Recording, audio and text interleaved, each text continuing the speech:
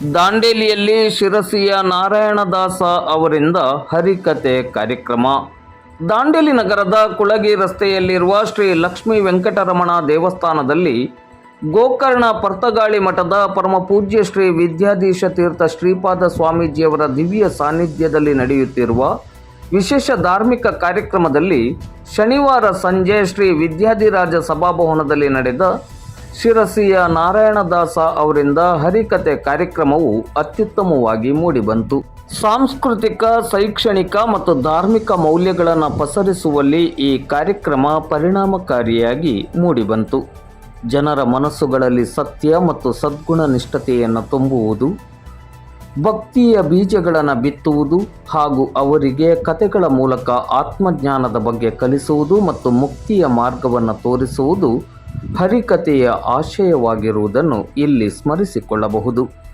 ಕಾರ್ಯಕ್ರಮದಲ್ಲಿ ಹೆಚ್ಚಿನ ಸಂಖ್ಯೆಯಲ್ಲಿ ಗೌಡ ಸಾರಸ್ವತ ಬ್ರಾಹ್ಮಣ ಸಮಾಜ ಬಾಂಧವರು ಹಾಗೂ ಭಕ್ತಾಭಿಮಾನಿಗಳು ಭಾಗವಹಿಸಿದ್ದರು.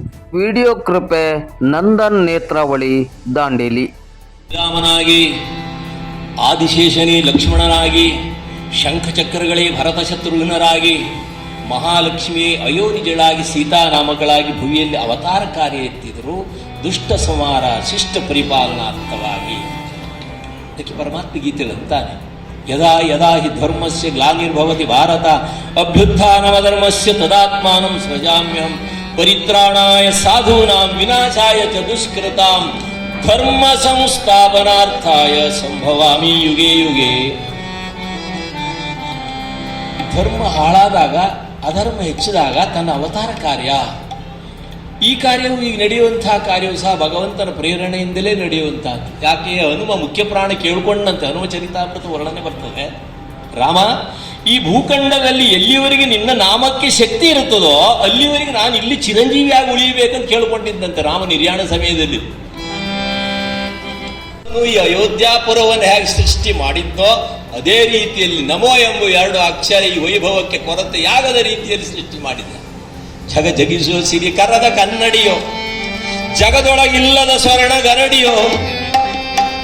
ನಿನ್ನೆ ಮಾಧ್ಯಮದಲ್ಲಿ ಒಂದು ಬಂತು, ನೇಪಾಳದಿಂದ 100 ಲಾರಿಯಲ್ಲಿ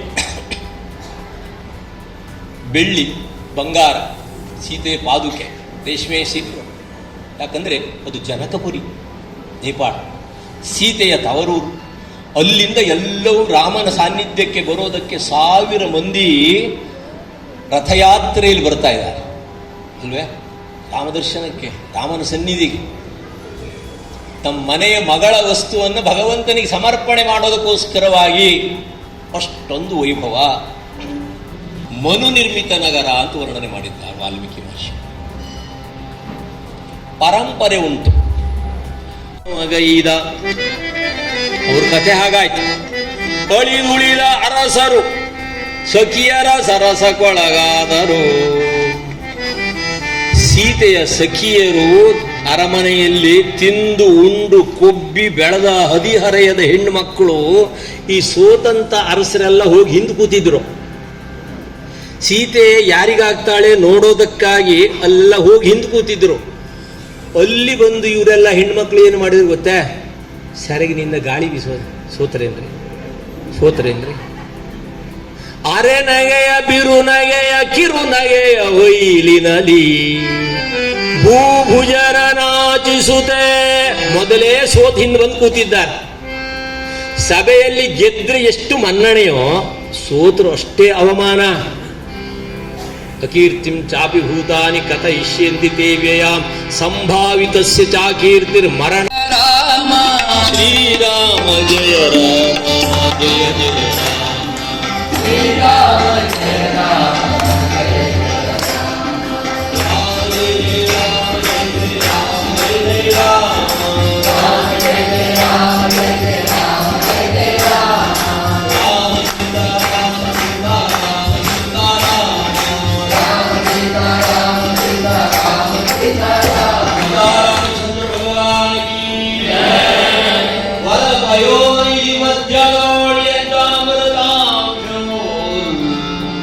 ರಾಮ ಮಹಾಸಭೆಯಿಂದ ಬಂದಿದ್ದರಿಂದ ಎದ್ದು ಅನ್ನುವಂತೆ ಎಚ್ಚೆಟ್ಟು ವಿಶ್ವಾಮಿತ್ರ ಹತ್ರ ಬರುವಂತಹ ಸಮಯ ಇಡೀ ಸಭೆ ರಾಮನನ್ನು ನೋಡ್ತಾ ಇದೆ.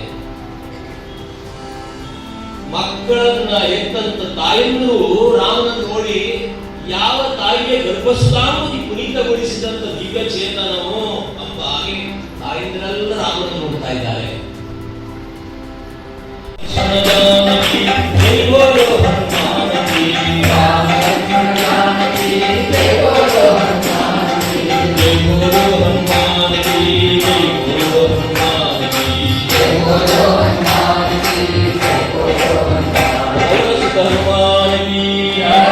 ಸೀತಾರಾಮಚಂದ್ರ ಭಗವಾನ ಅಂತ ದಿವ್ಯವಾದ ರಾಮನ ಮಹಿಮೆ ವಾಲ್ಮೀಕಿ ಮಹರ್ಷಿಯರು